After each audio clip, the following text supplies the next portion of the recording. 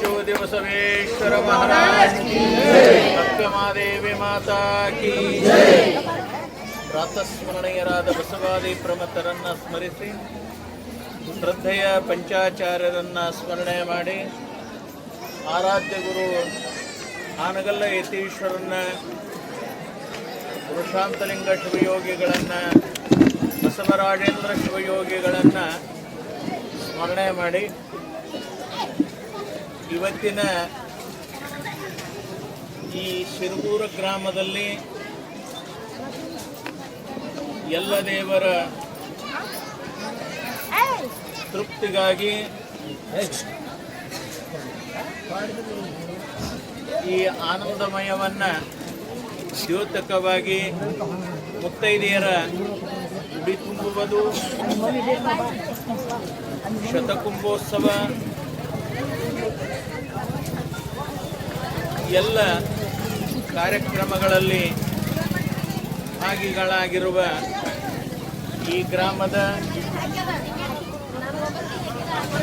ಹಿರಿಯರಾಗಿರುವಂಥ ರಾಚಯ್ಯ ಸ್ವಾಮಿಗಳವರಲ್ಲಿ ಶರಣನ್ನ ಹೇಳುತ್ತಾ ಈ ಗ್ರಾಮದ ಪೂಜ್ಯರಾಗಿರುವ ನಮ್ಮ ಪೂಜಾರಿ ಒಡೆಯರಲ್ಲಿಯೂ ಕೂಡ ಶರಣನ್ನ ಹೇಳುತ್ತಾ ಈ ಗ್ರಾಮದ ಹಿರಿಯರಾಗಿರುವಂಥ ಗೌಡಪ್ಪ ಗೌಡರು ಪಾಟೀಲ್ ಅವರಲ್ಲಿಯೂ ಹಾಗೂ ಇನ್ನುಳಿದ ಅತಿಥಿ ಮಹೋದಯರಲ್ಲಿ ಶರಣನ್ನ ಹೇಳುತ್ತಾ ಈ ವೇದಿಕೆಯ ಮೇಲೆ ಆಸೀನರಾಗಿರುವಂಥ ವಸ್ತ್ರದಾನವನ್ನು ಮಾಡಿರುವಂಥವರು ಆ ಮಹನೀಯರಲ್ಲಿಯೂ ಕೂಡ ಶರಣನ್ನ ಹೇಳುತ್ತಾ ಕಳಸಿ ಸೇವೆಯನ್ನು ಮಾಡಿರುವಂಥ ಮಾನೀಯರಲ್ಲಿಯೂ ಕೂಡ ಶರಣನ್ನ ಹೇಳುತ್ತಾ ಈ ಕಾರ್ಯಕ್ರಮದಲ್ಲಿ ಪಾಲ್ಗೊಂಡಿರುವಂಥ ಈ ಗ್ರಾಮದ ಎಲ್ಲ ಪ್ರತಿಷ್ಠಿತ ಹಿರಿಯರಲ್ಲಿ ಮತ್ತು ಎಲ್ಲ ತಾಯಿಯವರಲ್ಲಿ ಶರಣರಲ್ಲಿ ಶರಣೀಯರಲ್ಲಿ ಯುವಕರಲ್ಲಿ ಮಕ್ಕಳಲ್ಲಿ ಎಲ್ಲರಿಗೂ ಶರಣಾರ್ಥಿಗಳು.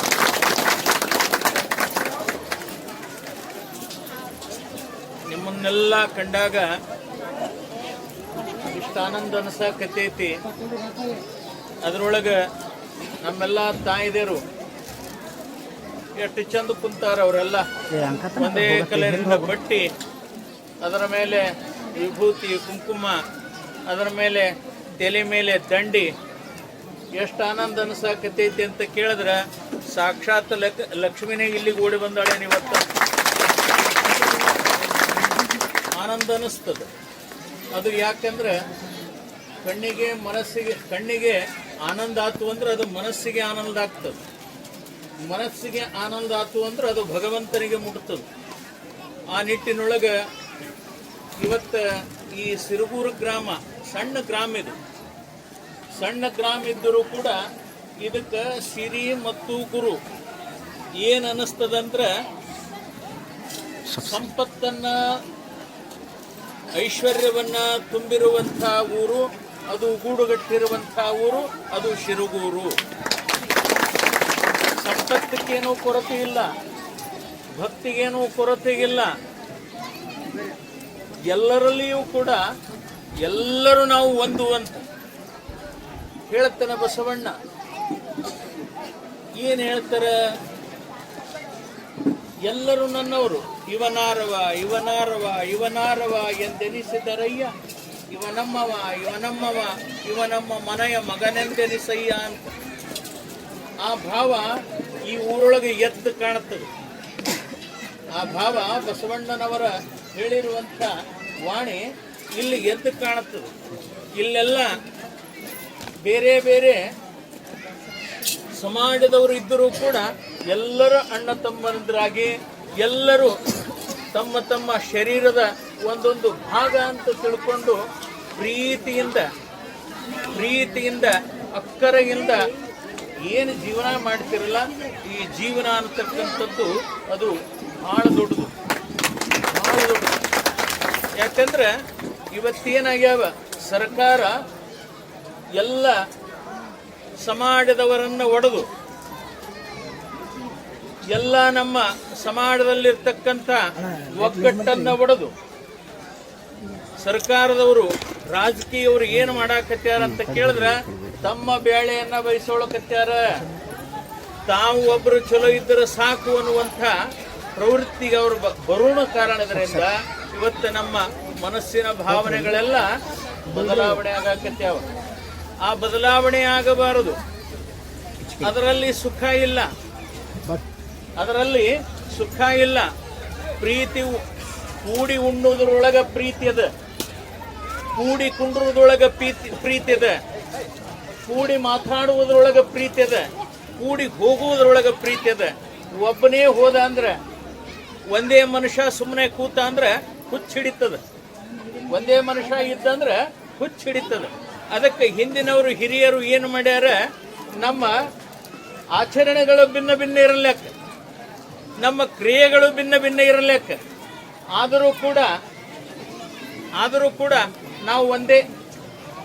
ಪರಮಪತಿರೊತಿಗೆ ಗಂಡನೊಬ್ಬ, ಮತ್ತೊಂದು ಕೆರಗಿದರೆ ಕಿವಿಮೂಗ ಕೊಯ್ಯುವನು, ಹಲವು ದೈವದ ಎಂದಲ ತಿಂಬುವರನೇನೆಂಬೆ ಅಂತ. ದೇವನೊಬ್ಬ ನಾಮ ಹಲವು. ದೇವರು ಒಬ್ಬನೇ. ನಾವು ನಡೆದಿರ್ತಕ್ಕಂಥ ಹಾದಿಗಳ ಬೇರೆ ಅದಾವ. ಉದಾಹರಣೆಗಾಗಿ ನಿಮಗೆ ತಿಳಿಯಂಗ ನಾನು ಹೇಳಬೇಕಂದ್ರೆ, ಬಸಪ್ಪ ಅನ್ನತಕ್ಕಂಥವ ಒಬ್ಬ, ಬಸಪ್ಪ ಅಥವಾ ಸಿದ್ದಪ್ಪ ಅನ್ನುವಂಥ ವ್ಯಕ್ತಿ ಒಬ್ಬ. ಆ ಬಸಪ್ಪ ಅನ್ನುವಂಥ ವ್ಯಕ್ತಿ ತನ್ನ ತಂದೆ ತಾಯಿಗೆ ಏನಾಗ್ತಾನೆ? ಬಸಪ್ಪ ಅನ್ನುವ ವ್ಯಕ್ತಿ ತನ್ನ ತಂದೆ ತಾಯಿಗೆ ಏನಾಗ್ತಾನಮ್ಮ? ಮಗ ಆಗ್ತಾನ ಇಲ್ಲ? ಏನ್ ನಿಮ್ಮಲ್ಲಿ ಬೇರೆ ಆಗ್ತಾನೆ? ತಂದೆ ತಾಯಿಗೆ ಬಸಪ್ಪ ಮಗ ಆಗ್ತಾನೆ, ಹೌದಾ? ಆ ಮಗ ಆಗಿರುವಂತ ಬಸಪ್ಪ ತನ್ನ ಹೆಂಡತಿಗೆ ಏನಾಗ್ತಾನೆ? ಗಂಡ ಆಗ್ತಾನೆ, ಹೌದಾ? ಆ ಬಸಪ್ಪ ತನ್ನ ಮಗನಿಗೆ ಏನಾಗ್ತಾನೆ?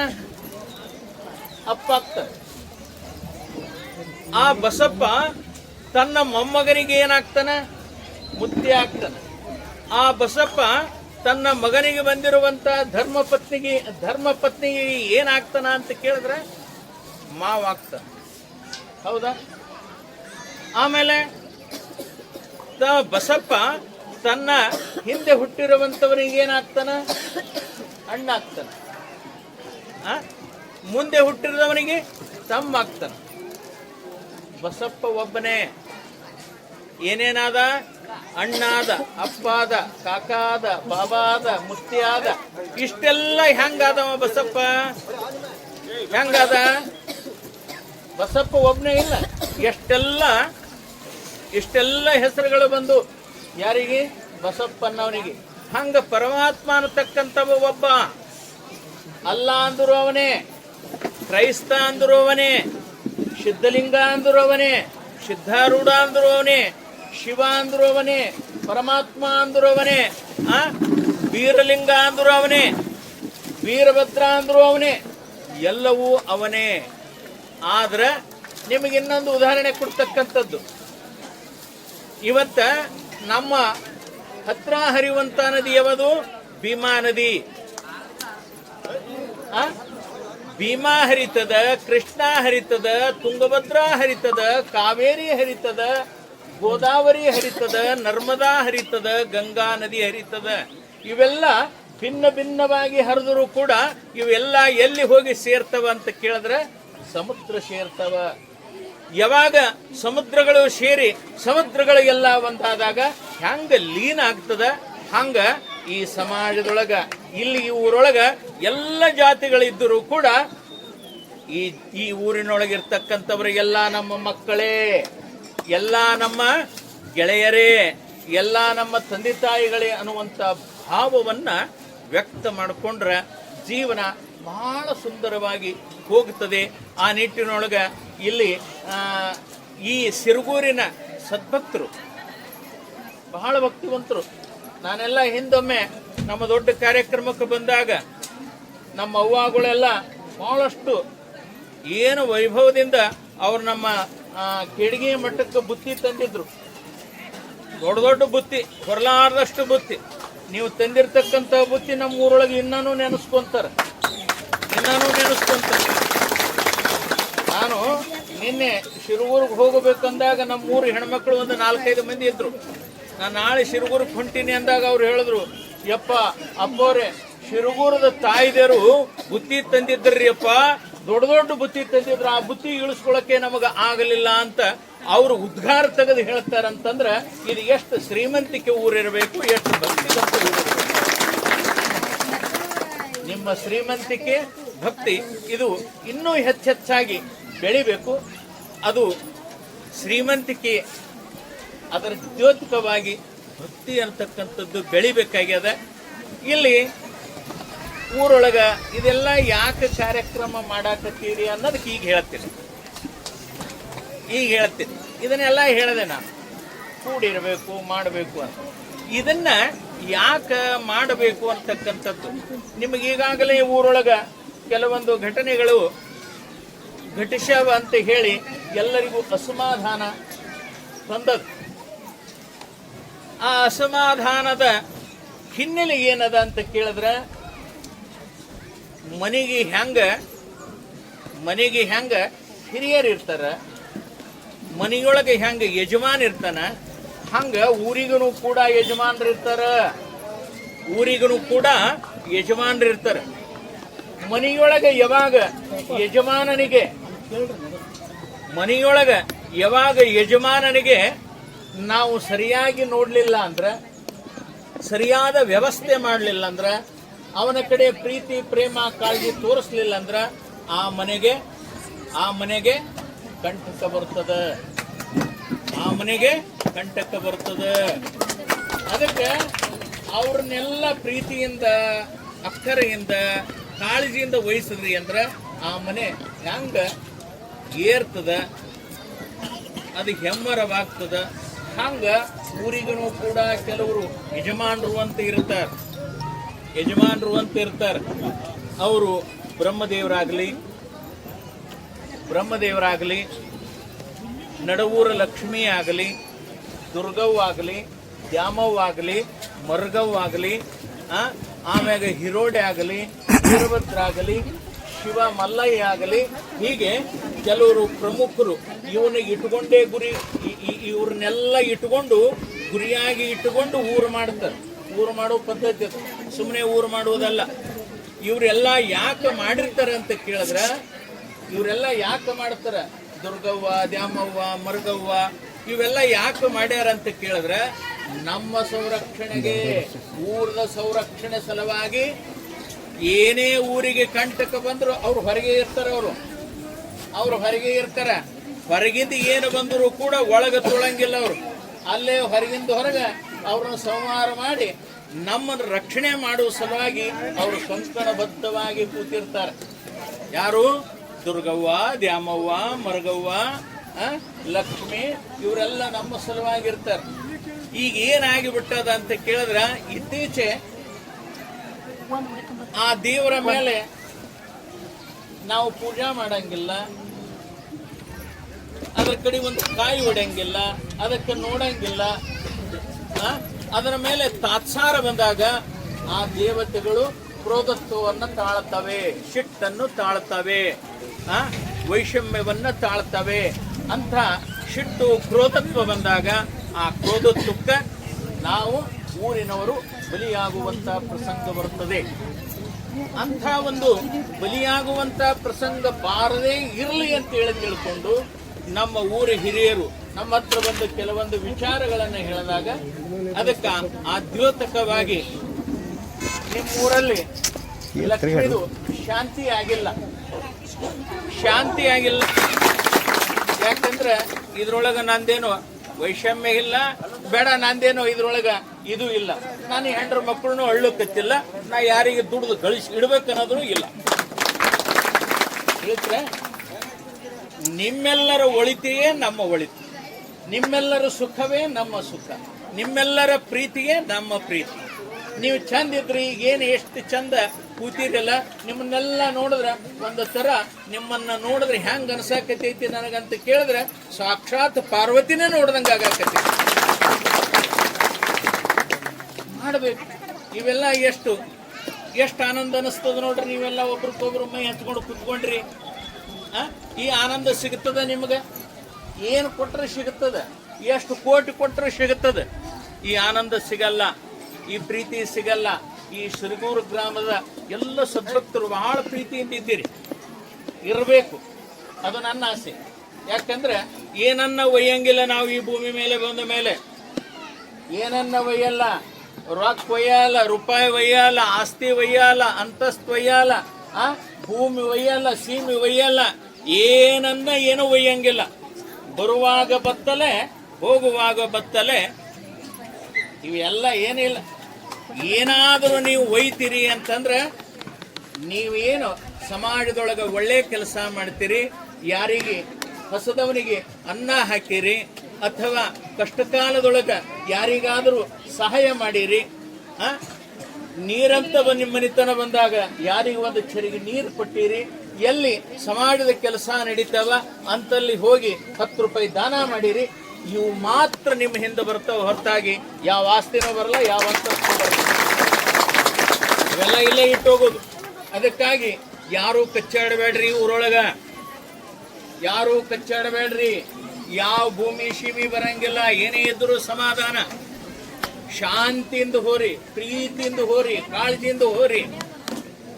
ತಾಳಿದವನು ಬಾಳ್ಯಾನಂತರ, ಶಿಟ್ಟಿನವ ಎಂದು ಬಾಳಿಲ್ಲ. ತಾಳಿದವನು ಬಾಳ್ಯಾನಂತರ. ಅದಕ್ಕೆ ಪ್ರೀತಿಯಿಂದ ಹೋರಿ, ಕಾಳಜಿಯಿಂದ ಹೋರಿ. ಯಾವ ಜಗಳ ಜೂಟಿಗಳನ್ನ ಮಾಡಬೇಡ್ರಿ. ಎಲ್ಲರೂ ಸಂತೋಷದಿಂದಿರ್ರಿ. ನಿಮ್ಮೆಲ್ಲರಿಗೂ ಭಗವಂತ ಒಳ್ಳೆಯದ ಮಾಡಲಿ. ಈ ಊರಿಗೆ ಒಳಿತನ್ನ ಆಗಲಿ. ಮತ್ತು ಆ ಲಕ್ಷ್ಮಿ ಕೆಳಗದ ಅದನ್ನ ಮೇಲೆ ಎತ್ತುವಂತ ಪ್ರಯತ್ನ ಮಾಡ್ರಿ. ನಾನು ನಮ್ಮ ಕಡೆಯಿಂದ 2,500 ರೂಪಾಯಿ ಅದಕ್ಕೆ ದೇಣಿಗೆಯಾಗಿ ನಾನು ಕೊಡ್ತೀನಿ. ಅದನ್ನು ಸ್ವಲ್ಪ ಎತ್ತ, ಯಾಕಂದ್ರೆ ತೆಗ್ಗನಗಳು ತೆಗ್ಗದು. ಅದಕ್ಕೆ ಸ್ವಲ್ಪ ಎತ್ತಿ ನೀವು ಅದಕ್ಕೊಂದು ಸುಂದರ ರೂಪವನ್ನು ಕೊಡ್ರಿ. ಅದು ನಿಮ್ಮನ್ನ ಕಾಯುವಂಥದ್ದು. ನಿಮ್ಮ ಊರಿಗೆ ಇನ್ನಷ್ಟು ಸಂಪತ್ತು ಹೆಚ್ಚಾಗಲಿ. ಆ ತಾಯಿಯ ಕೃಪೆ ಈ ಊರಿಗೆ ಸದಾವಕಾಲ ಇರಲಿ. ಇಲ್ಲಿ ಯಾರು ಅವರು ಬೇರೆ ಅಲ್ಲ, ಇವರು ಬೇರೆ ಅಲ್ಲ. ನಾನು ಹೇಳೋದಲ್ಲ, ಎಲ್ಲರೂ ನಮ್ಮವ್ರಂತ. ಹೆಂಗ ಈ ಶರೀರಕ್ಕೆ ಕಣ್ಣದಾವ, ಕಿವಿ ಅದಾವ, ಕೈ ಅದ, ಕಾಲದ, ಹೊಟ್ಟೆದ, ತಲೆ ಅದ. ಇವೆಲ್ಲ ಒಂದೊಂದು ಬೇರೆ ಬೇರೆನೆ. ಇವೆಲ್ಲ ಬೇರೆ ಬೇರೆನೆ. ಇವೆಲ್ಲ ಕೂಡಿದಾಗ ಮನುಷ್ಯ ಅಂತಾರೆ. ಇದನ್ನೆಲ್ಲ ಕೂಡಿದಾಗ ಮನುಷ್ಯ ಅಂತಾರೆ. ಹಂಗ ಇಲ್ಲಿರ್ತಕ್ಕಂಥ ಎಲ್ಲ ಸಮಾಜದವರು ಕೂಡ ಕೂಡಿ ನೀವು ಬಾಳಿದ್ರೆ ಇದು ಶಿರಗೂರ ಬಹಳ ಎತ್ತರ ಮಟ್ಟಕ್ಕೆ ಇದೆ. ಸಿರಿ ಸಂಪತ್ತು ಅಭಿವೃದ್ಧಿಯನ್ನ ಹೊಂದುವಂತ ಊರಾಗುತ್ತದೆ ಅನ್ನತಕ್ಕಂಥದ್ದು ಈ ಸಂದರ್ಭದೊಳಗೆ ಹೇಳಿ ನಿಮ್ಮೆಲ್ಲರಿಗೂ ಒಳ್ಳೆಯದಾಗಲಿ. ಭಗವಂತ ಒಳ್ಳೆಯದು ಮಾಡಲಿ.